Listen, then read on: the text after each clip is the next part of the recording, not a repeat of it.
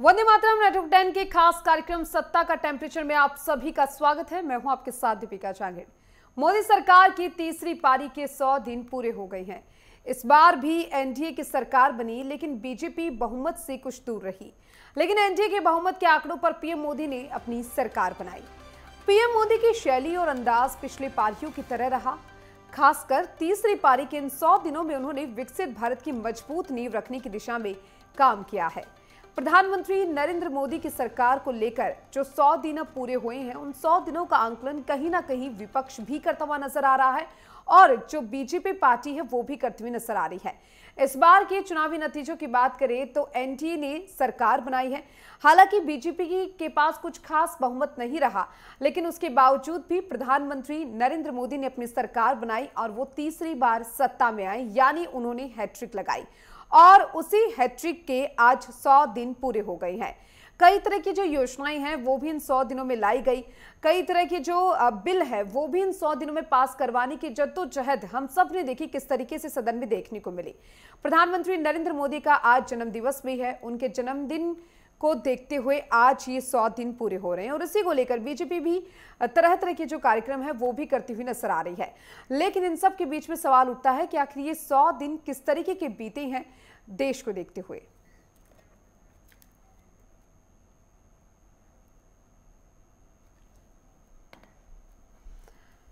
और चलिए आज इसी पर ज्यादा चर्चा करेंगे कि आखिर ये 100 दिन किस तरीके से देखे गए हैं। और इसी पर ज्यादा चर्चा के लिए हमारे साथ वरिष्ठ पत्रकार सुशील वकील जुड़ चुके हैं। बहुत बहुत स्वागत है आपका। साथ ही मनोज कुमार वरिष्ठ पत्रकार है, आपका भी बहुत बहुत स्वागत है। सबसे पहले सुशील वकील जी आपके पास में आना चाहूंगी, क्योंकि देखिए ओपनिंग कमेंट आपसे ही लेना चाहूंगी। 100 दिन मोदी सरकार के पूरे हो गए हैं। हैट्रिक इस बार मोदी सरकार ने लगाई है और ये 100 दिन आज पूरे हुए हैं। इन 100 दिनों को किस तरीके से आप देखती हैं? देखिए दीपिका जी, सबसे पहले ये चीज है कि जो अब मोदी जी ने शपथ ले ली, जी अलायंस के लीडर है, उन्हें ये बता दिया कि ये सरकार 3 महीने नहीं चलेगी। लेकिन आज देखा रहा मोदी जी ने 100 दिन पूरे कर दिए, बड़े अच्छी तरह से कर दिए। न सरकार कहीं गई, इंस्टेड के मोदी जी ने बहुत सारे कुछ ऐसे काम किए जिससे देश को गर्व होना चाहिए। आप देख लीजिए, ये जो 11 लाख लाखपतियां बनना, नए 3 कानून आना, जिसे हम अभी तक क्रिमिनल लॉ वगैरह, इंडियन पेनल कोड वगैरह ब्रिटिशों ने जो बनाया था वही पुराने के कानून के पीछे चल रहे थे। अब अपने देश के नए कानून आ गए जिससे जनता को भी फायदा पहुंचेगा और ये जो लॉ क्राइम्स वगैरह है उसमें भी कमी होने की जरूरत पड़ेगी। आप देख लीजिए, हर महीने में 10-10, 15-15 नई वंदे भारत ट्रेन बन रही है, जो बड़ी स्पीड, हाई स्पीड पे चल रही है और भी शानदार ट्रेनें हैं। हाउसिंग में उन्होंने कहा था पहले 2 करोड़ लोगों को हाउसिंग दे रहे हैं, आज अब और बढ़ा रहे हैं कि लोगों को 2 करोड़ पर क्रॉस कर रहा है। किसानों को इंस्टॉलमेंट मिलना और बाकी चीज जैसे अपना नए जॉब्स क्रिएट करना। ये जो अपने सरकारी मुलाजिम को एक बड़ी शिकायत थी कि हमें यह पेंशन नहीं मिल रहा, पेंशन होना चाहिए, तो यूनिफाइड पेंशन का स्कीम भी कर दिया, उनको भी खुश कर दिया। अभी जैसे अपोषण बड़ा डंका बजा रही थी, या कुछ लोगों को शिकायत थी कि ये जो अपना ये बैकवर्ड वगैरह है इस पर सर्वे किया जाए। परसों सरकार ने कहा कि हमने उसके भी लिए भी सोचे और हम जल्दी एक कानून ऐसा लाएंगे जिससे वो भी उनका भी सर्वे वगैरह हो जाएगा। इतनी अच्छे के लिए बहुत सारे काम हो गए। ये दिखा रहा है कि देश तरक्की की ओर ही जा रहा है, पीछे नहीं जा रहा है। बहुत सारे लोग सोच रहे थे ये लंगड़ी सरकार है, ये डिपेंडेंट है ये नीतीश कुमार जी के, चंद्रबाबू नायडू जो पी जी के ऊपर, तो ये कभी भी टूट सकती है। लेकिन ऐसा नहीं लग रहा है बिल्कुल, क्योंकि आज जी किसी कानून पे इन्होंने या दोनों ने साथ दिया, या अपना नीतीश कुमार ने जी और ये अपना चंद्रबाबू नायडू ने भी साथ दे दिया कि हम आपके साथ है, सरकार में जो भी कानून होगा वो उसके साथ हम रहेंगे। ऐसे दिखा रहा है कि कंट्री में जो है कि जो लोगों को ये दिमाग में था कि मोदी सरकार ये करेगा वो करेगा, ये दलितों को कोटा लेगा, कॉन्स्टिट्यूशन बदलेगा, बाकी चीजें, वो चीज हुई नहीं। इंस्टेड के देश तरक्की पे जा रहा है, पूरी तरह चल रहा है, और भी तरक्कियां हो जाएगी अगर इसी से सरकार चलेगी। आप देख लीजिए, अगले महीने या 1 महीने 1.5 महीने में जम्मू कश्मीर ट्रेन जा रही है दिल्ली से। इससे कम क्या हो सकता है देश के लिए, कि इतनी उन्नति कर रहा है, हर साइड से ब्रिज बन रहे हैं, टनलें बन रहे हैं। और यही मोदी जी की देन है, ये तो पहले से हुए, लेकिन इन्हीं 100 दिनों में जम्मू कश्मीर में पहली बार इलेक्शन बड़े आराम से हो रहे हैं, जहां पर कि जमात इस्लामी बैंड इस्लामी यहाँ ऑर्गेनाइजेशन है, वो भी आगे पार्टिसिपेट करने थ्रू प्रॉक्सी कैंडिडेट्स, या बाकी जो मिलिटेंट्स के या सेपरेटिस्ट के भाई रिजर्व वगैरह था वो आ रहे हैं इलेक्शन में। जम्मू कश्मीर में कल से इलेक्शन हो रहे हैं, वो भी बड़े पीसफुली हो रहे हैं। ये दिखा रहा है कि मोदी जी का जो लोगों के ऊपर असर है वो कितना अच्छी तरह चल रहा है, देश तरक्की की ओर जा रहा है, पीछे नहीं जा रहा। बिल्कुल देखिए, क्योंकि देखिए ये जो 100 दिन है, कहीं ना कहीं आज हम ये जो चर्चा कर रहे हैं उनका कंक्लूजन निकाल रहे हैं कि आखिर ये जो 100 दिन है वो किस तरीके से बीते हैं। कई तरह के जो उतार चढ़ाव भी हमें कहीं ना कहीं देखने को मिली है। विपक्षी पार्टियों ने भी कई बार मोदी 3.0 सरकार पर निशाना साधा है, चाहे वो सदन की बात हो या फिर सदन के बाहर की बात हो। मनोज जी, आपके पास आती हूँ, क्योंकि देखिए चर्चा हो रही है 100 दिनों को लेकर, क्या कंक्लूजन आपके मस्तिष्क में है कि ये जो मोदी 3.0 सरकार के 100 दिन निकले हैं, किस तरीके के निकले हैं और अब आगे क्या कुछ देखने को खास मिल सकता है? सबसे पहले सभी दर्शकों को मोदी जी का आज बर्थडे है और उनको मैं बधाई देना चाहूँगा। और मोदी जी के 100 डेज की अगर हम बात करें तो अगर हम तुलना करेंगे पिछले 2 टर्म में जो मोदी जी का एक जो भी डिसीजन रहा है और अभी के अगर हम तुलना करें तो इसमें से बहुत से अंतर माना गया है, क्योंकि इस मोदी 3.3 के पहले की जो लोकसभा इलेक्शन हुई थी तो मोदी जी ने इलेक्शन के समय में ही 100 डेज का एक प्लान बना लिया था कि मैं 100 डेज आने वाले 100 डेज में मैं क्या क्या करूंगा। हालांकि ये डिस्क्लोज नहीं हो पाया, ब्यूरोक्रेट्स को ही एक इंस्ट्रक्शन दिया गया था और मीटिंग हुआ था। तो अब चूंकि पता नहीं है उन्होंने क्या क्या डिसीजन दिया गया था, क्या क्या उन्होंने इंस्ट्रक्शन दिया था, लेकिन अभी जो रिसेंट डेज में जो भी 100 डेज में उन्होंने अनाउंसमेंट किया है, जैसे 1300 मेडिकल कॉलेजेस की बात उन्होंने बोला है कि मैं मेडिकल कॉलेज की जो स्थिति है, हेल्थ इंफ्रास्ट्रक्चर को हम बढ़ाएंगे। जिस तरह से कोरोना में जो हम लोगों ने देखा कि किस तरह से और हेल्थ इंफ्रास्ट्रक्चर के कारण जो है कितना प्रॉब्लम हुआ था, और वर्ल्ड वाइड में कोरोना में उतना प्रॉब्लम नहीं हुआ था जितना कि हम लोगों को इंडिया में हुआ था। दूसरा, फार्मर्स का जो इशू रहा है वो बहुत ही मोदी जी के लिए बहुत ही डिफिकल्ट रहा है, क्योंकि पिछले 2-3 साल से फार्मर्स ने एमएसपी को लेकर के प्रदर्शन किए थे। तो इस बार एमएसपी पे उन्होंने जो है कुछ क्रॉप्स पे उन्होंने जो है एमएसपी बढ़ा दिया है। और जैसे वंदे भारत एक्सप्रेस की अगर बात करें तो उन्होंने नए शहरों में जो है वंदे भारत एक्सप्रेस उन्होंने बढ़ाया है जी। तो 100 डेज, और जहां तक रोड की अगर हम बात करें, सबसे महत्वपूर्ण मोदी जी का अगर टेन्योर को कहा जाएगा पिछले अगर 10 साल की अगर बात करें और 100 डेज की अगर हम बात करें तो रोड इंफ्रास्ट्रक्चर में जो मोदी जी ने काम किया है, इसमें यूनियन मिनिस्टर नितिन गडकरी का भी एक बहुत बड़ा रोल रहा है, लेकिन अल्टीमेटली मोदी जी का ही नाम होगा इसमें। तो बहुत ही रोड, आप कहीं भी कोई भी गांव चले जाइए, चाहे कोई शहर के लिंक का देख लीजिए, तो रोड इंफ्रास्ट्रक्चर जो है जरूर अप्रिशिएट करना पड़ेगा ये 100 डेज में। तो जैसे ईज ऑफ लिविंग की बात है, ईज ऑफ बिजनेस की अगर बात है, डिजिटल कृषि की बात है, यूनिफाइड पेंशन स्कीम को लेकर के भी बहुत से कर्मचारियों में नाखुश है। तो हालांकि फिर कोशिश किया इन्होंने कि चलो हम एक यूनिफाइड पेंशन स्कीम हम लाएंगे। तो अब देखते हैं कि 100 डेज थोड़ा सा अप्स एंड डाउन रहा है। कोलेशन धर्मा का जो बात है, जो अगर अब टीडीपी की अगर हम बात करें, चाहे जनता दल यूनाइटेड की जनता दल की अगर हम बात करें, नीतीश कुमार लेड पार्टी की अगर हम बात करें, तो कुछ डिसीजन पे जो है भारतीय जनता पार्टी को और मोदी 3.0 को झुकना पड़ा है, विड्रॉ किया है, चाहे पार्लियामेंट में हम लोगों ने बखूबी देखा। तो थोड़ा खट्टा मीठा मुझे लग रहा है, अगर कंपैरिजन करें लास्ट 2 टर्म से, तो थोड़ा सा खट्टा मीठा महसूस किया जा सकता है गवर्नमेंट। बिल्कुल मनोज जी, सही कहा आपने, क्योंकि देखिए जब से सरकार बनी है मोदी 3.0 तब से अप्स एंड डाउन्स तो हम सब ने कई तरह के देखे हैं, लेकिन कहीं ना कहीं एक बैलेंस जो प्रधानमंत्री नरेंद्र मोदी बनाकर चल रही है वो वाकई काबिल तारीफ है। आपके पास आऊंगे सुशील जी, क्योंकि देखिए 100 डेज 100 उपलब्धियां हैं, तो 100 डेज 100 चुनौतियां भी होंगी, उसको किस तरीके से देखते हैं? देखिए, पहले तो हम बात कर रहे थे भारतवर्ष में जो मोदी जी का कद है, जी। इसके अलावा मोदी जी का जो ये 100 दिन रहा, आप देख लीजिए इन 100 दिन में मोदी जी ने भारत का सर विदेशों में कितना ऊंचा रखा। बिल्कुल। आप देख लीजिए आज ऐसी स्थिति है कि रूस जैसा बड़ा कंट्री, एक सुपर पावर, वो अपेक्षा कर रहा है इंडिया हमारे या मध्यस्थता करेगा यूक्रेन के साथ पीस या अमन शांति बहाल करने के लिए। और ऊपर दूसरी साइड से यूक्रेन के जो जेलेंस्की है, वो अपेक्षा कर रहे हैं कि अगर कोई भी इस समझौता में वार्ता में हमें एक दूसरे के साथ बिठा सकता है, वो भारत की है। ये भारत का काज दिखा रहा है विदेशों में। अब जब यहाँ के आप बात करें, अब देख लीजिए जैसे लोग हैं, लोगों की अपेक्षा कि मोदी जी आएंगे तो सरकार में 1 करोड़ जॉब्स का ये प्रावधान करेंगे। लेकिन सरकार में उतने ही तो जॉब्स क्रिएट हो जाएंगे कि जितनी ये हमें से ये कैपेसिटी है। ये नहीं हम 20 लाख से लेके 80 लाख और भर्ती कर लेंगे। ये चीजें जो होंगे आहिस्ता आहिस्ता होंगे।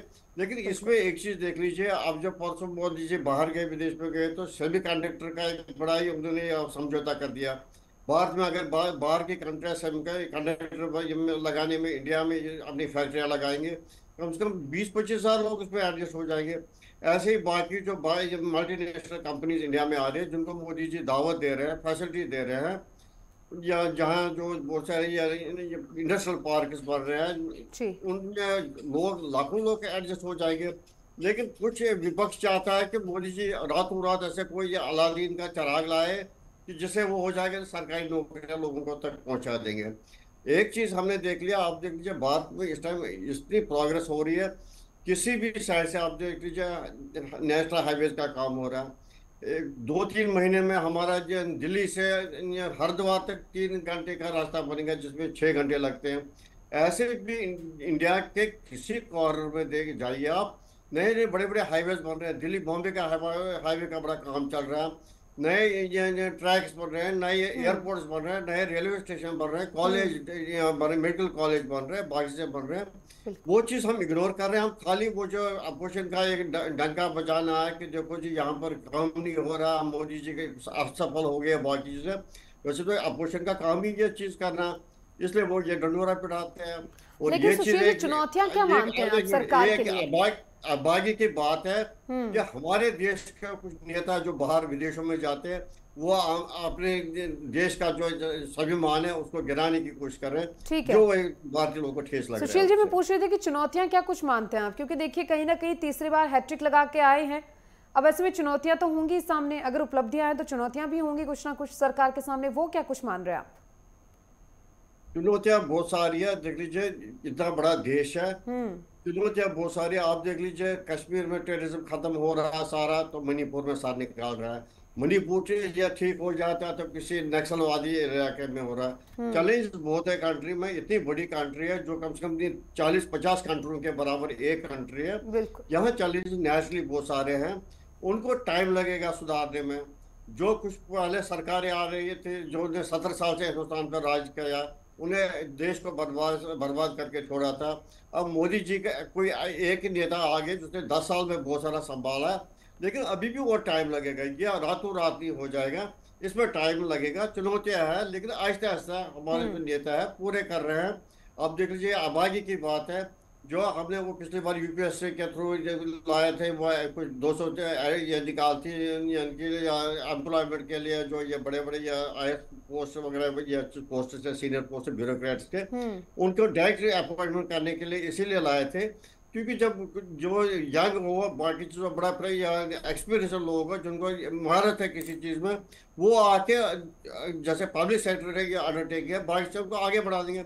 लेकिन विपक्ष ने जबरदस्त जोर उठाया जिसकी वजह से वो वापस लेना पड़ा, वो आगे का नहीं होगा। ऐसे जब तक ये चीज़ें सारी देश में सारे लोग भी ये सरकार का थोड़ा बहुत हाथ बढ़ाए, सब प्रशंसा करें, तब तक ये चुनौतियां पूरी नहीं होगी। लेकिन फिर भी हम शुक्र करते हैं कि जो चुनौतियां हैं आहिस्ता आहिस्ता पूरी होती जा रही है। अब देख लीजिए गाँव में बिजली पहुंचाना, पानी पहुंचाना, हो सकता है कुछ गाँव अभी रह रहे हो, कुछ गाँव में अभी नल नहीं लगे हो, ये आहिस्ता आहिस्ता सब चीजें हो जाएंगे। बिल्कुल, क्योंकि देखिए कोई सरकार अगर बनती है देश में तो जाहिर सी बात है वो अपने साथ एक के बाद एक उपलब्धियां अगर जोड़ती जाती है तो कई चुनौतियां भी हैं जो उसके सामने आती है। मनोज जी, क्योंकि पहले ही दिन से 100 दिन का जो रोड मैप है वो लेकर कहीं ना कहीं एनडीए सरकार चल रही थी, मोदी 3.2 सरकार चल रही थी, उन्होंने सामने रख दिया था कि हाँ 100 दिनों तक हमारा ये रोड मैप है। क्या लगता है आपको, उस रोड मैप पे कहीं ना कहीं खरा उतर पाई है या फिर अभी भी कुछ कशिश यहाँ पर कुछ बाकी है? वही मैं बोलना चाह रहा था कि 100 डेज का जो उन्होंने प्लान बनाया था बिफोर द इलेक्शन, उन्होंने डिस्क्लोज नहीं किया अभी तक कि उन्होंने क्या क्या प्लान बनाया। जहां तक विदेश मामलों की अगर आप बात करें तो एक अचीवमेंट ही कहा जा सकता है, जिस तरह से रशिया ने कहा कि चाइना, ब्राजील और भारत अगर मध्यस्थता करना चाहे रशिया और यूक्रेन के बीच में, तो एक विदेशी संबंध के अगर मामले की अगर हम बात करें तो भारत के लिए एक बहुत अच्छी बात है कि वर्ल्ड जो है इंडिया की तरफ देख रहा है कि एक पीस कीपिंग का एक काम करे। और जहाँ तक मोदी जी को देखा गया कि रशिया गए, फिर उसके बाद यूक्रेन चले गए, तो दोनों जगह उन्होंने कॉन्फिडेंटली भारत का जो भी व्यू रहा कि शांति रहना चाहिए वर्ल्ड में, हम लोग को उस और काम करना चाहिए। मुझे लगता है कि ये एक बहुत बड़ी अचीवमेंट कहा जा सकता है। हालांकि विदेश मामलों में ओपोजिशन और रूलिंग पार्टी का कोई खास अंतर होता नहीं है। अगर हम ओपोजिशन पार्टीज के भी व्यूज की अगर हम बात करें तो उन्होंने इस मुद्दे पर कुछ खास बात नहीं बोला है। और जहाँ तक अगर हम बात करें नेबरिंग कंट्रीज की अगर हम बात करें तो जिस तरह से बांग्लादेश में जो घटना घटी, ये 100 डेज के अंतर्गत ही आता है कि भारत को कुछ पता भी नहीं चला और इतनी बड़ी घटना घट गई। तो ये चीज है कि भारत को सीख लेना चाहिए कि ये कैसे हो गया। हमारा जो है नेबरिंग कंट्रीज के साथ जो संबंध रहा है पिछले अगर 10 साल की बात करें तो शायद उतना बढ़िया नहीं रहा है। पाकिस्तान से तो हम लोग बात नहीं करते हैं। जिस तरह से श्रीलंका की अगर हम बात करें तो श्रीलंका में भी एक इकोनॉमिक क्राइसिस हो गया, वहाँ इतना बड़ा एजिटेशन हो गया और भारत को पता भी नहीं चला और इतना कम समय भारत को भी मिला कि कुछ इंटरवेंशन या कुछ अपना वो काम भी नहीं कर पाए। बांग्लादेश में जो घटना घटी, आप नेपाल की भी देख लीजिए, नेपाल का भी स्थिति पता भी नहीं चलता है, वहाँ भी गवर्नमेंट चेंज हो जाता है और वहाँ भी जो एंटी इंडिया कभी कभी स्लोगन्स या इस तरह का, या चाइना का इंटरवेंशन आप देख लीजिए नेपाल में भी हो जाता है, कभी बांग्लादेश के बारे में भी बोला जा रहा है या अमेरिका भी के बारे में भी बोला जा रहा है, उन्होंने भी बांग्लादेश में किस तरह से इंटरफेयर किया और वहाँ का जो है तख्ता पलट जैसा स्थिति हो गई। तो हमारा नेबरिंग कंट्रीज पे मुझे लगता है कि मोदी जी का जो भी पॉलिसी रहा है, अप्रोच रहा है, कुछ अप्रिसिएबल इस मामले में नहीं रहा है। जहां तक अगर इंटरनल इश्यूज की अगर बात करें इंडिया में, जैसे कास्ट सेंसस की अगर हम बात करें तो इनके जो सहयोगी दल हैं, जेडीयू की अगर बात करें, चाहे टीडीपी की अगर बात करें, तो वो खुलेआम बोलते हैं कि जो है कास्ट सेंसस होना चाहिए। और सिर्फ भारतीय जनता पार्टी की सरकार जो है अभी 100 डेज में कुछ वक्तव्य उनका इस और आया नहीं कि उनको करना है या नहीं करना है। तो एक अच्छा, जहाँ तक एक और मैं मुद्दा मैं बताना चाह रहा हूँ कि जैसे फौज में जो बोला जा रहा है कि ओनली 4 इयर्स जो भी रिक्रूट होंगे आर्मी में, अग्निवीर की अगर हम बात करें तो अग्निवीर में को लेकर के भी जेडीयू का और भी जो पार्टीज का वो जो वक्तव्य रहा है, वो भी सरकार जो है अभी तक कोई खास आंसर नहीं दे पाई है। तो बहुत ऐसे मुद्दे हैं। जी सुशील वकील जी, सहमत हैं आप मनोज जी की बात से? वो कह रहे हैं कि जो हमारे पड़ोसी देश है उनसे कहीं ना कहीं कुछ खास हमारा नहीं रहा है। मैं मनोज जी के साथ बिल्कुल कुछ चीजों पर सहमत नहीं हूँ। मनोज जी ने एक अजीब बात की जो उनको करनी नहीं चाहिए कि भारत पाकिस्तान के साथ बातचीत शुरू करे। मनोज जी को पता होना चाहिए कि भारत ने हर बार कहा कि पाकिस्तान को कि हम चाहते हैं वार्ता के साथ, एक साइड से हो गया तो सीज फायर करेंगे। पाकिस्तान क्या करते हैं, जब सीज फायर शुरू होता है हर महीने में 2-3 बार उल्लंघन करता है, कभी फायरिंग करता है, कभी बॉर्डर से मिलिटेंट्स भेजता है, बाकी से करता है। ऐसे हालातों में किससे यह कर लें हम बातचीत पाकिस्तान के साथ। फिर दूसरा चीज़ है, भारत में जो भी घटनाएं घटती है उसमें जब इन्वेस्टिगेशन होती है, जब यह सारा पाया जाता है, उसमें पता चल जाता है कि पाकिस्तान से लोग आए थे, उनके पास पाकिस्तान की करेंसी थी, पाकिस्तान की अम्यूनिशन था। ऐसे हालतों में भारत का हम कैसे पाकिस्तान के साथ कैसी बातचीत करेंगे। अभी देख लीजिए इन 2-3 महीने में जो घटना होगी, ये पुंछ में हो गई जहाँ 8 तीर्थयात्री मारे गए, कठुआ में होगी, भद्रवाह में होगी, 2-3 दिन पहले भी कठुआ के में फिर दोबारा से होगी, बारामूला में होगी, अभी भी 1-2 जगहों पे चल रहा है। ऐसे हालातों में क्या आप चाहते हैं कि हम पाकिस्तान से बात करें? अब ये कह रहे हैं कि बांग्लादेश का मिसाल दिया उन्होंने, नेपाल का दिया, पाकिस्तान का। इनको पता होना चाहिए मनोज जी, जो भारत देश है, जैसे पाकिस्तान या बाकी लोग दूसरे कंट्रियों में इंटरवीन करते हैं, भारत का आज तक कभी यह रोल नहीं रहा। भारत बहुत कम मध्यस्थता करते हैं या इंटरवीन करता है, बाकी जो मुल्कों के अंदरूनी मामला है उनमें हस्तक्षेप नहीं करता है। जैसे अमेरिका है, किसी भी जगह कुछ होता है अमेरिका बीच में टांग अटकाता है, या बाकी कंट्री ऐसी है, लेकिन भारत का ये चीज नहीं रहा। दूसरा सबसे बड़ा चीज है, भारत का जो रोल रहा हमेशा तक रहा, आक्रमणात्मक इनका कभी नहीं रहा। ये किसी देश में यहाँ से युद्ध नहीं चलाते, आज तक रिकॉर्ड है, भारत ने किसी देश में यहाँ से युद्ध नहीं थोपा है। जब कोई देश हम पे युद्ध थोपता है तो भारत उसका करारा जवाब देता है, जिससे उनके दांत भी टूट जाते हैं फिर आखिर में। और एक तो जो हमारी नेबरिंग कंट्री है, 4 बार वो हमसे हार गए, फिर भी वो अपने वो डंडोरा पिटाते हैं कि हमने भारत को हराया। ठीक है। ऐसी चीजें जो है ना, भारत के भी अपनी समस्याएं हैं, भारत के भी इतना बड़ा देश है। अब अगर हम बाकी देशों के अंदरूनी मसलों में पड़े रहेंगे फिर अपना देश कहाँ से आगे बढ़ेगा? ये मैं ठीक है सुशील जी, बिल्कुल, क्योंकि देखिए कई तरह की चीजें हैं जो हम सब ने जी मनोज जी, मैं ये बोलना चाहूंगा, मैंने ये कहा नहीं कि पाकिस्तान से बात ही होना चाहिए, करना चाहिए, मैंने ऐसा बोला नहीं, लेकिन मैंने एक बोला है कि देखिए उनसे बात नहीं हो रही है, चाहे नेबरिंग कंट्रीज में जो भी मुद्दा रहा है, अगर हमको कुछ पता ही ना चले तो ये भी एक अच्छी बात नहीं कहा जा सकता। मैं ये नहीं कहता हूँ कि आप इंटरफेयर कीजिए, ये अच्छी बात नहीं है कि हम वहाँ के पॉलिटिक्स में घुस जाएं, वहाँ किसकी सरकार बनेगी किसकी नहीं बनेगी। भारत तो अभी कभी ऐसा किया नहीं है, नहीं करना भी चाहिए। लेकिन मैं ये बोलना चाह रहा हूँ कि नेबरिंग कंट्रीज में जो घटना घटी, और उसके लिए अगर इंडिया अनअवेयर रहे और पता भी ना चले, जिस दिन घटना हो उसी दिन अगर ये पता चले, तो ये हमारा जो भी इंटेलिजेंस एजेंसी है वो क्या कर रही है, क्या फीडबैक देती है, या हमारा फॉरेन पॉलिसी क्या होना चाहिए, इस तरह से होना चाहिए कि बैलेंस बना रहे। हमारे नेबरिंग में जैसे पहले कभी ऐसा नहीं होता था, अगर 14 के पहले की भी अगर हम बात करें तो भारत एक भाई की बड़े भाई के रूप में जो भी समस्या होता है भारत वहां जाके खड़े हो जाते थे, और जो भी इशू होता था they are trying to solve the issues. अब देखिए पाकिस्तान में क्या हो रहा है, वहाँ जो माइनॉरिटीज है उनके साथ क्या हो रहा है, बांग्लादेश में माइनॉरिटीज है उनके साथ क्या हो रहा है। इतना होके भी अगर हम आप उनके इंटरव्यू करेंगे तो वो कंट्री में तो फिर हर साइड से शो उठेगा। अरब कंट्रीज में जो बाकी हमारे पीछे पड़े हैं देश, वहाँ पर हंगामा उठेगा। देखो जी, बात जो छोटे मोटे कंट्रीज अड़ोस पड़ोस में उनमें ये मदद करते हैं, इसलिए बात का रोल रहा कि बात वाज करता है हर एक चीज। आप देखिए भारत में बांग्लादेश में यह हुआ, एक छोटा सा झटका उनको लगा जो उनको इस बात पर फ्लड आ गए, तो उसका क्या कारण था कि भारत इस बार वो नदियों का जब पानी जा रहा है इस बार कंट्रोल नहीं किया, सब थोड़ा बहुत पानी ज्यादा हो गया, बांग्लादेश को भी समझ आया कि भारत थोड़ा बहुत एक्शन कर लिया। भारत भी जब करना चाहे भारत भी बहुत सारा कुछ कर सकता है। लास्ट में मैं ये कहना चाहूंगा इस मामले में कि वाजपेयी जी बोले थे कि हम नेवर को बदल नहीं सकते, नेवर के साथ आपको इंगेज होना ही पड़ेगा, चाहे ट्रेड के रूप में हो, चाहे यही रोकना चाहूंगी मैं आप दोनों को, समय की कमी है इसके चलते आप दोनों को यही रोकना चाहूंगी। बहुत बहुत शुक्रिया आप दोनों का इस तमाम चर्चा में शामिल होने के लिए और अपनी अपनी बात रखने के लिए। और देखिए, आज अगर बात करें मोदी 3.0 सरकार की तो 100 दिन पूरे हो चुके हैं और आज प्रधानमंत्री नरेंद्र मोदी अपना 74वां जन्मदिन भी मना रहे हैं। अब 100 दिन पूरे हुए हैं, 100 दिनों में कई उपलब्धियां हैं जो कहीं ना कहीं सरकार ने अपने नाम की हैं, लेकिन कई ऐसी चुनौतियां भी हैं जिससे गुजरकर सरकार इन 100 दिनों को पूरा करती हुई दिखाई दी।